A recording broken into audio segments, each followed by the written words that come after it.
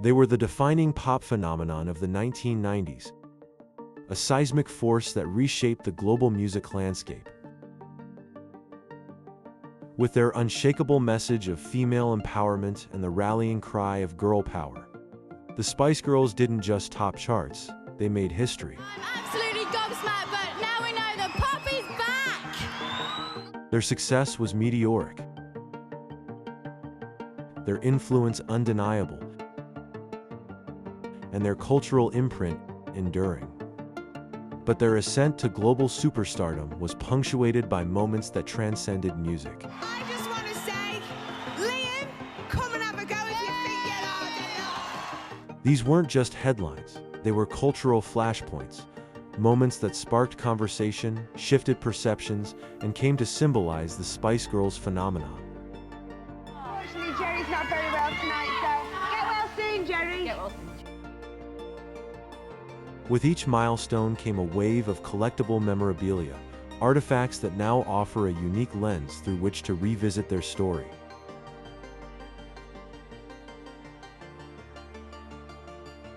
From unsigned hopefuls to international icons, from management fallouts to sold-out stadiums, these 5 extraordinary women navigated fame, fortune, and fierce independence, rewriting the rules of pop stardom in the process. So what were those key moments, and how did it all begin? Here are the triumphs and turning points that catapulted them from obscurity to global domination.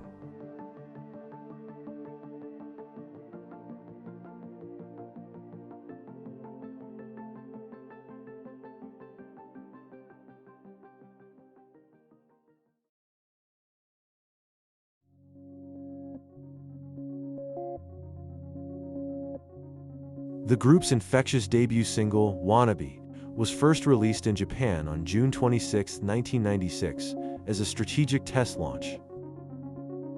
Japan's appetite for pop music made it the perfect proving ground, and success there would allow the group's PR team to tout international appeal before introducing them to other major markets.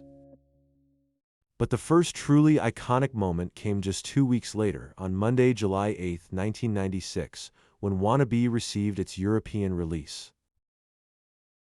A love it or hate it track, it was co-written and produced by longtime collaborators Richard Biff Stannard and Matt Rowe.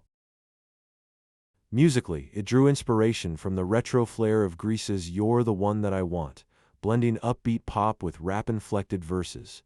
In the summer of 1996, it sounded like nothing else. The group and their label hoped for a top 10 entry, and they got it. On Sunday, July 14th, Wannabe entered the UK charts at number 3, a significant debut for an unknown act. With the buzz building, the Spice Girls flew to Japan to continue promotion. But back home in the UK, something extraordinary happened. Wannabe climbed to number 1, and the group suddenly needed to appear on top of the pops. Storming their way to the very top live via satellite from Japan, the Spice Girls are top of the pops. The BBC acted fast, flying a crew out to Tokyo, where a makeshift Top of the Pops set was created. The now famous performance was staged with a distinctly Japanese aesthetic, complete with makeshift logos applied by the group's TV agent, Nikki Chapman, to give the segment the program's signature look. Wannabe went on to hold the number 1 spot for 7 consecutive weeks, a record-breaking run. It generated multiple Top of the Pops appearances and earned this framed award disc for surpassing 1 million sales in the UK alone. Globally, it topped the charts in over 40 countries and sold more than 8 million copies, making it the best-selling single by a girl group in music history. It was quite the start to a career, and the world was now woken to the Spice Girls.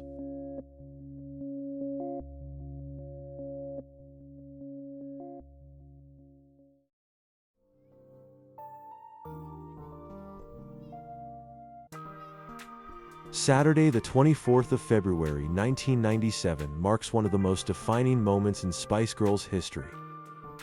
Just a year earlier, they had sat anonymously in the audience at the Brit Awards, the UK's biggest night in music. Now, with chart-topping success in both the UK and the United States, they return not as spectators, but as the night's centerpiece. They are, of course, ginger, sporty, scary, baby, and posh, the all-conquering Spice Girls! Achieving both a #1 single and album in the US is a rare feat for any British act, even more so for a newly launched all-female pop group. It was only fitting that the Spice Girls were invited to open that year's Brits with a performance that would become legendary. With the final single from their debut album just weeks away from release, the group hit the stage with explosive energy. Dressed in their now signature individual styles, they delivered a high-octane mashup of Wannabe and Who Do You Think You Are? But it was Geri Halliwell's Union Jack mini dress that instantly made headlines, as captured here in this front page from The Sun.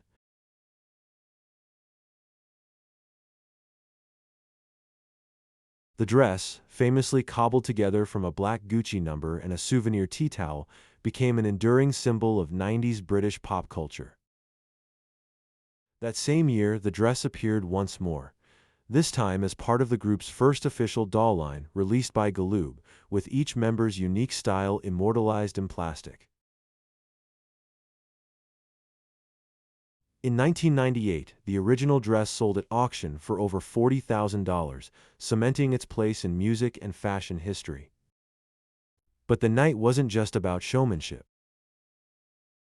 The Spice Girls also took home 2 Brit Awards, Best British Single for Wannabe and Best Video for Say You'll Be There. The former was announced by actress Caroline Aherne, in character as the irreverent Mrs. Merton, using this very award card, a rare piece of memorabilia from the night. We've seen the brazen hussies earlier. The little Spice Girls! Once again, we wasn't expecting 1 award, let alone 2, but once again, a big, big thank you to everybody out there. Thanks very much. I just want to say, Liam, come and have a go if you think you're hard enough. In 2010, their 1997 performance was voted the greatest Brit Awards performance of all time, marking the event's 30th anniversary. More than a quarter-century later, it remains unmatched, a moment of pure pop spectacle that still defines what it means to be truly iconic.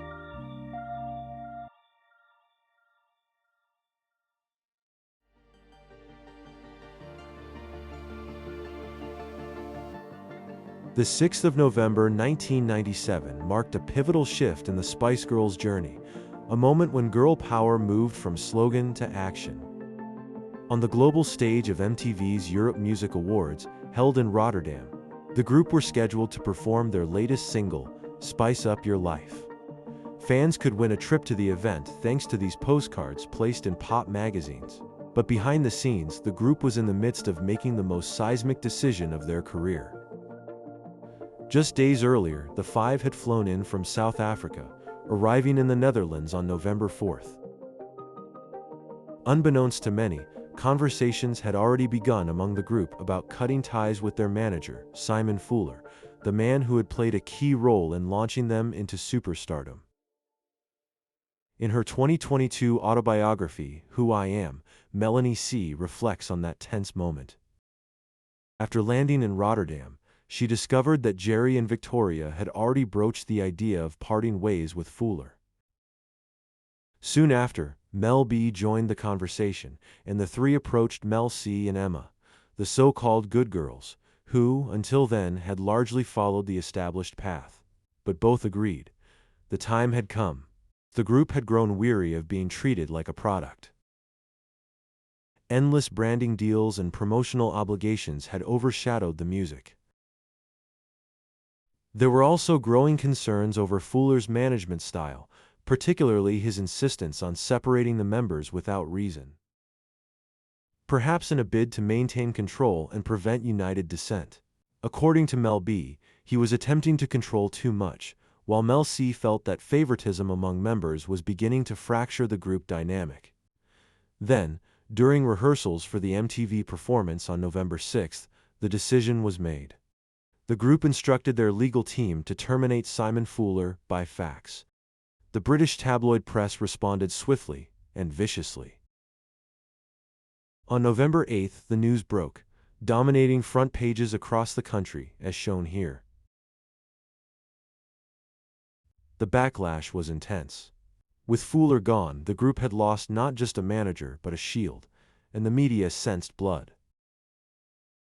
The fallout was immediate and chaotic. Overnight, the Spice Girls had to take on the logistical burden of managing their own travel, security, accommodations, media appearances, and record releases, all while maintaining their public image and gearing up for the taping of the TV special, An Audience with the Spice Girls, which was due to begin filming just days later. It was an extraordinary move at the absolute height of their fame, when they were the most recognizable pop act on the planet. But this bold action came at a cost. Dozens of staff who had worked closely with the group, but were employed by Fuller's 19 management, chose to leave in solidarity with their former boss. It was, for many, a painful rupture. Looking back, the group may have chosen to handle the situation differently. But in Spice World, decisions were bold, swift, and final. They acted on instinct and on principle. And that very same night, in spite of the chaos, the group took home Best Group at the MTV Europe Music Awards, a testament to their power, their popularity, and their ability to remain unstoppable, even as everything behind the curtain was thrown into chaos and uncertainty.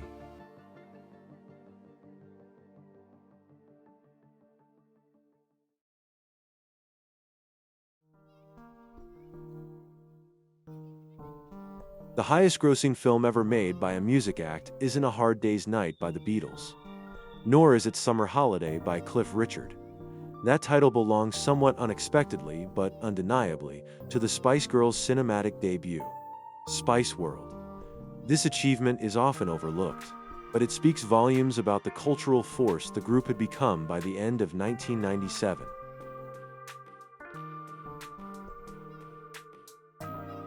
The fourth iconic moment in their story arrived on Friday, the 26th of December, 1997, Boxing Day, when Spice World, the movie, was released in cinemas across the UK.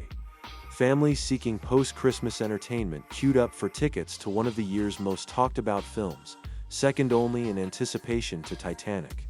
Part comedy, part drama, and a total parody, the film follows the Spice Girls playing heightened versions of themselves as they travel around London aboard a Union Jack-painted bus, preparing for a climactic concert at the Royal Albert Hall. This toy version of the Spice Bus, part of the group's official merchandise licensed by PMS International, became a sought-after collectible. And this original shooting script, used by a member of the girls' close team, reveals lines and scenes that differ from the final cut, offering a glimpse into the creative evolution of the project. Written by Kim Fuller, brother of the group's former manager Simon Fuller, the screenplay was loosely inspired by real-life experiences, including the pressures of fame, media intrusion, and the balancing act between professional demands and personal bonds. The film also featured an all-star supporting cast, including Richard E. Grant, Meat Loaf, Elton John, Stephen Fry, and Roger Moore, alongside a tour of iconic London locations. Though critically divisive at the time, Spice World defied expectations, grossing over $100 million worldwide. Over time, it has come to be regarded as a cult classic, not just for its surrealist humor and eccentric charm, but because it encapsulates the very essence of late 1990s pop culture. Released on home video on the 25th of May, 1998, the film was later reissued in this rare pink VHS edition by Universal in 2001, a collector's favorite. For many audiences around the world, Spice World was their introduction to the group, a gateway into the phenomenon of the Spice Girls that reached far beyond the charts. For die-hard fans, it was something more. Another layer of the Spice Girls' empire, and a jubilant, self-aware celebration of music, fame, and unapologetic fun.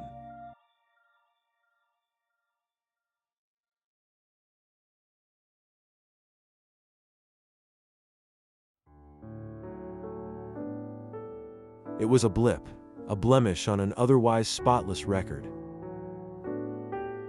For a group that had become synonymous with chart-topping success, this was the moment the Spice Girls had to settle for number 2. Released on the 9th of March 1998, Stop marked the band's 7th UK single and their first not to peak at the top of the charts. The disappointment was palpable, even if the reasons were understandable. At the time, the group pointed to their hectic tour schedule and limited promotional activity as contributing factors. Indeed, Spice World, the tour, their first global live show, had launched just weeks earlier on the 24th of February 1998 and would continue through September. This official tour poster from Spice magazine captures the excitement of the era. Rehearsals, travel, and live performances consumed the group's time as Stop was released to the market. On release week itself, the Spice Girls were not even in the UK. Instead, they were in Milan, promoting a co-branded line of Aprilia scooters, a campaign reflected in this promotional poster.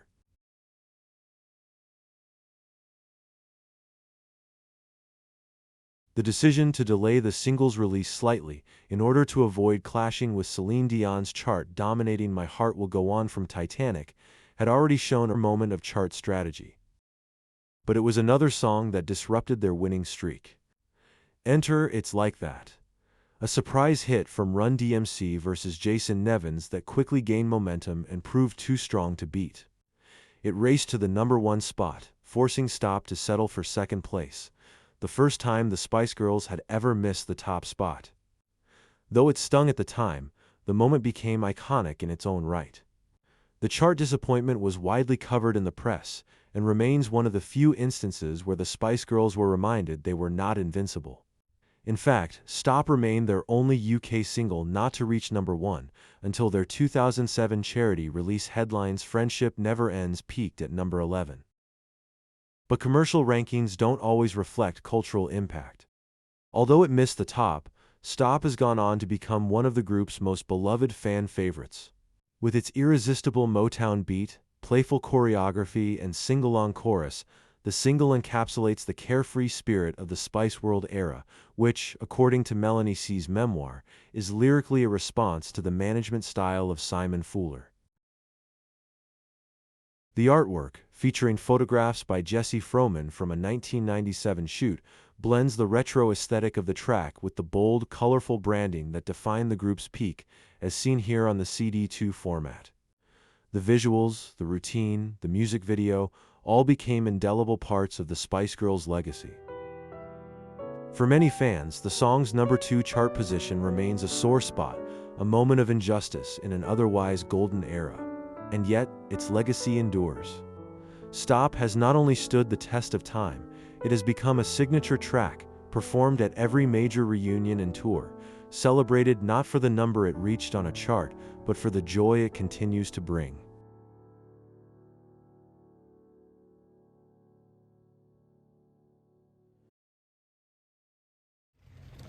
Geri has asked me to read the following statement, and these are her words. This is a message to the fans. Sadly, I would like to confirm that I have left the Spice Girls.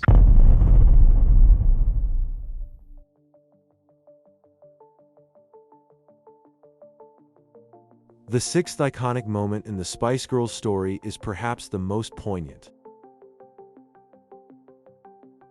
On the 31st of May 1998, after days of mounting speculation, it was officially confirmed. Geri Halliwell had left the Spice Girls. We are upset and saddened by Geri's departure, but we are very supportive in whatever she wants to do.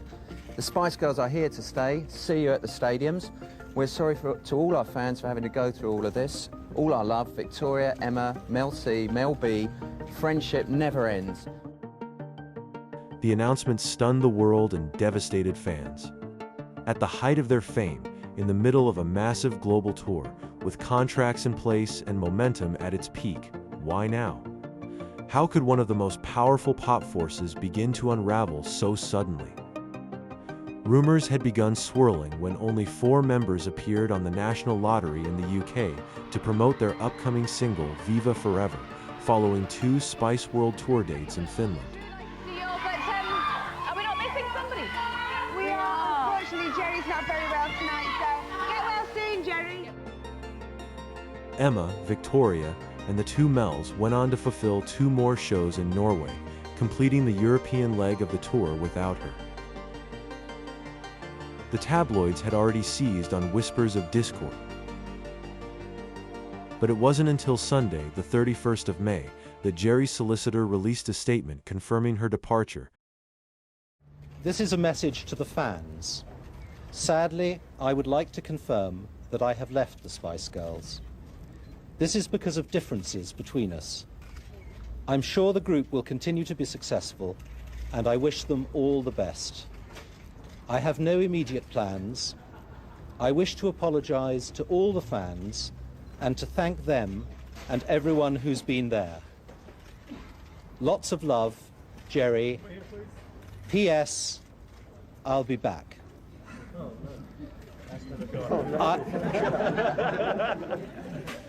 I have no other comment, but I know Geri is feeling very sad.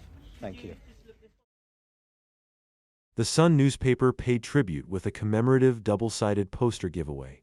One side featured Geri's unforgettable Union Jack dress moment, the other, the final photo of the 5-piece in the UK, taken backstage at Top of the Pops on the 21st of May 1998.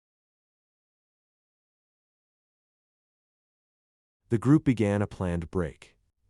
Melanie C. and Victoria sought respite at Elton John's residence in the south of France before the group reassembled, now a quartet, for a one-off charity concert with Pavarotti in Italy on the 9th of June.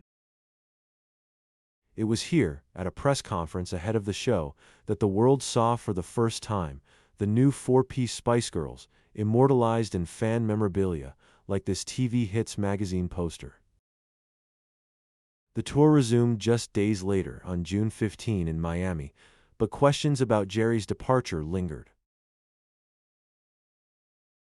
Over the years, numerous explanations have surfaced: struggles with depression, an eating disorder, exhaustion, alleged bullying, and a yearning to pursue solo success. The truth remains complex. The remaining 4 have long maintained there was no dramatic falling out and that they were genuinely blindsided. In a heartfelt moment during the group's record-breaking 2019 reunion tour, Geri publicly apologized to the band and the fans for her sudden exit in 1998. Her departure may have marked a turning point, but it also became a defining chapter in the Spice Girls' extraordinary legacy. Remarkably, both Geri and the group went on to achieve huge solo and collective success, eventually reuniting as a 5-piece in 2007, stronger and more reflective than ever, ready to celebrate everything they had achieved together. But you know what? You left the band. I did.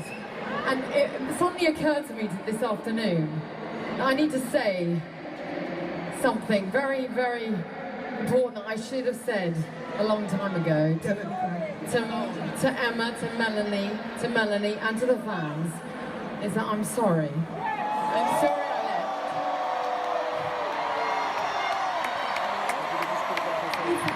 I was just being a brat, and I want to say that it's just so good to be back with the girls that I love and with you lot. Thank you.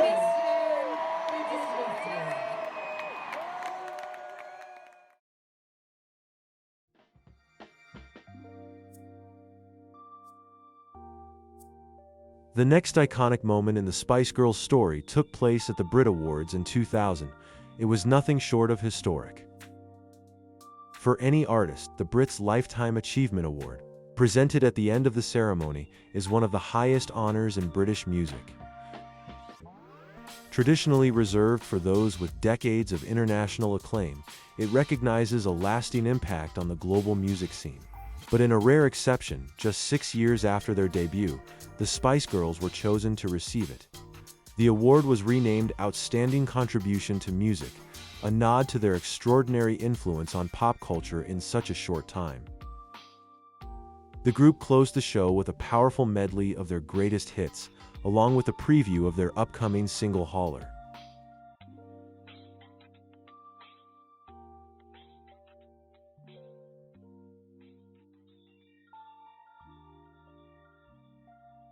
American superstar Will Smith presented the award, adding an extra dose of transatlantic star power to the occasion. But the night wasn't without tension. Following death threats, Victoria Beckham performed under intense anxiety, at one point mistaking the sound of popping balloons for gunfire, underscoring the surreal pressures the group were still under. Adding to the spectacle, former member Geri Halliwell was also present and performing that night, though separately. By then, she had carved out a successful solo career, achieving 2 UK #1 singles and, along with Melanie C., earning a Best British Female Brit Award nomination. While neither took home the award, Geri delivered a show-stopping performance of her then-new single Bag It Up, emerging between a pair of towering high-heeled legs. It was vibrant, camp, and unmistakably Geri, defiant and celebratory in equal measure. In a moment that played into the tabloid narrative, OK magazine published a photoshopped image of Geri and the Spice Girls back together on their cover, with the caption, "The picture we all wanted to see." There were whispers that she might join them on stage to accept the award, but it didn't happen. Still, the significance of the night was undeniable. Despite lineup changes and the pop landscape shifting, the Outstanding Contribution to Music Award marked a major milestone, cementing the Spice Girls' status as one of the most impactful British pop acts of all time. And the success didn't stop there. Both Bag It Up and Holler went on to top the UK singles chart, in a year that also saw 2 solo #1 singles from Melanie C. Even as their golden era began to transition into something new, the Spice Girls and their former member continued to dominate the charts and shape pop history.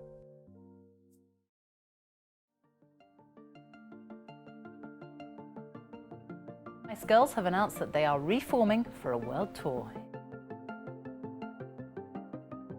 June 28, 2007, Greenwich, London. After a 7-year hiatus, the Spice Girls stood together once again, reunited as a 5-piece. For a global press conference that confirmed long-running speculation, they were returning for a world tour. It marked the first time Geri Halliwell had appeared with a group in an official capacity since her departure in 1998. The reunion came under the guidance of former manager Simon Fuller, whose focus on commercial strategy and global marketing played a significant role in coordinating the comeback.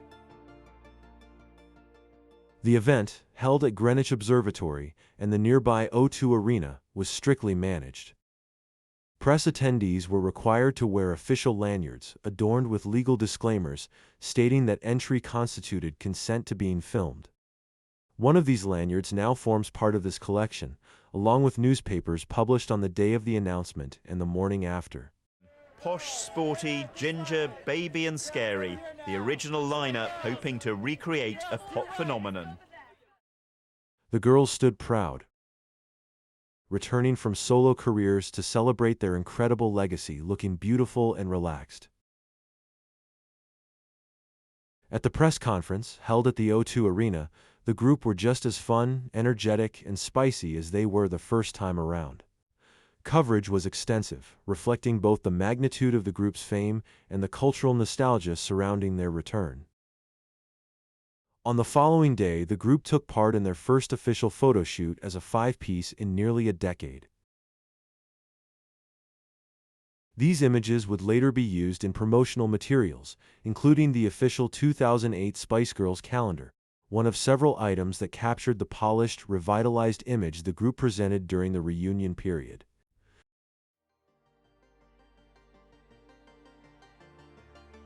The announcement marked the beginning of a carefully orchestrated comeback, leading to a sold-out international tour and a greatest hits compilation album before the end of the year. For many, it represented more than just a reunion. It was a reassertion of identity, and a rare moment in pop culture where the past and present intersected so visibly on the world stage.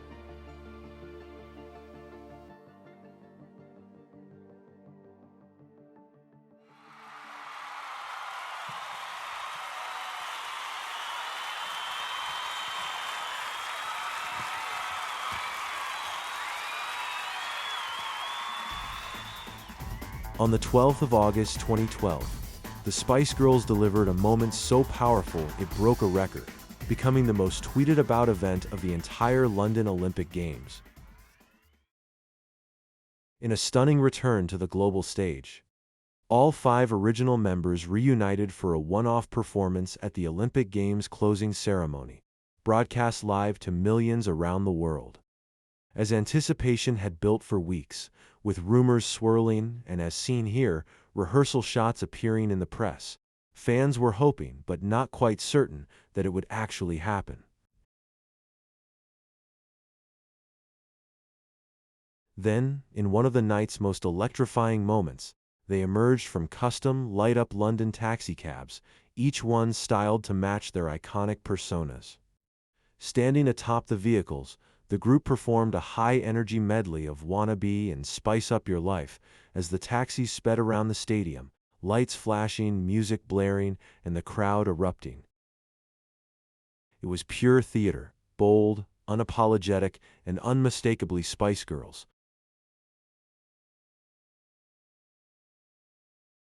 The performance wasn't just nostalgic. It was a powerful reminder of the group's global influence, fearless showmanship, and timeless appeal. In a ceremony filled with British icons, this moment stood out, not just for the music, but for what it represented: unity, fun, and a pop legacy still very much alive. The Olympics program itself acknowledged the group's participation, with Spice-themed taxi references and a brief biography of the band's journey.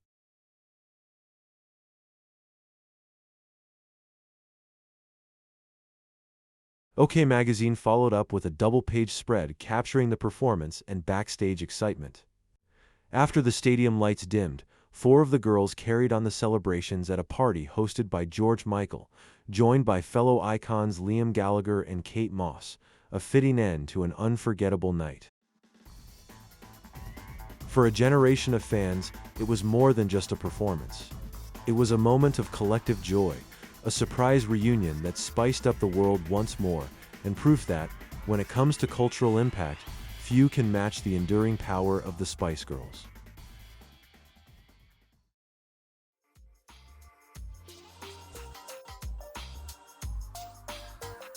May 24, 2019. Dublin, Ireland. A defining moment in modern pop history. For the first time in nearly a decade, the Spice Girls returned to the stage, launching their highly anticipated Spice World Stadium tour at Croke Park.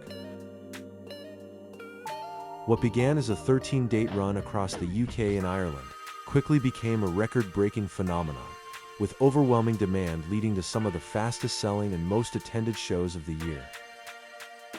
But this was more than just a reunion. It was a cultural moment, rich with nostalgia, emotion, and significance. The timing was poignant. In the years leading up to the tour, Melanie Brown had spoken openly about surviving an abusive marriage. Her return to the stage wasn't just a performance, it was an act of strength and visibility, deeply resonating with fans and adding a new layer of depth to the group's legacy. The tour became a celebration not just of music, but of resilience, empowerment, and personal transformation.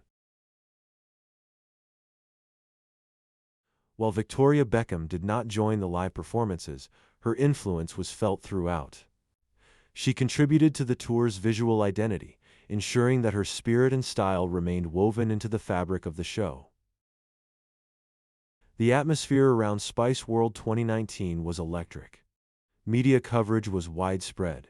This article from the Mirror newspaper declared Hot Spice, capturing the energy and anticipation that had swept across generations of fans.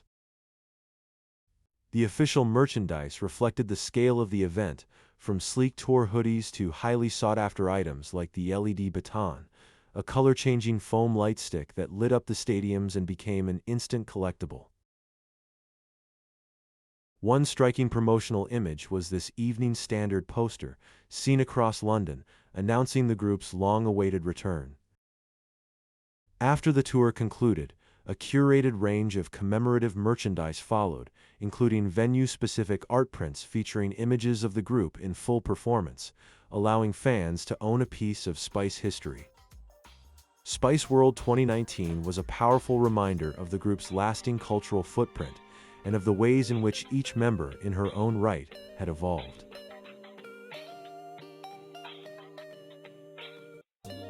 As a live event, it stood out not only for the spectacle and showmanship, but for what it represented. Women returning on their own terms, still commanding stages and hearts around the world. It remains in the hearts and minds of British and Irish fans, and those who traveled from other countries to experience it. Therefore, it is rightfully the 10th iconic moment in Spice Girls history.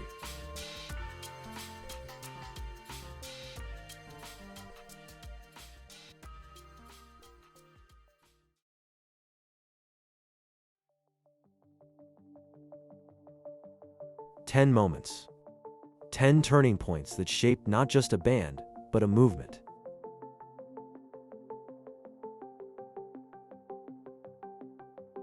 Yet the Spice Girls' legacy didn't end with the final tour date or last number one. It continues in anniversary record reissues, in commemorative ranges, and most recently, in a 2024 Royal Mail stamp collection that cemented their place in British cultural history. These tributes aren't just nostalgia. They're recognition that what the Spice Girls created was more than just great music. It was a message. A declaration that strength comes in many forms, that identity can be loud, quiet, complicated, or even constantly changing. From magazine posters to toy buses, award shows to Olympic stadiums, their impact lives on in pop culture, in personal memories, and in collections like this, where every item tells part of a bigger story. A story of risk, reinvention, and refusal to conform.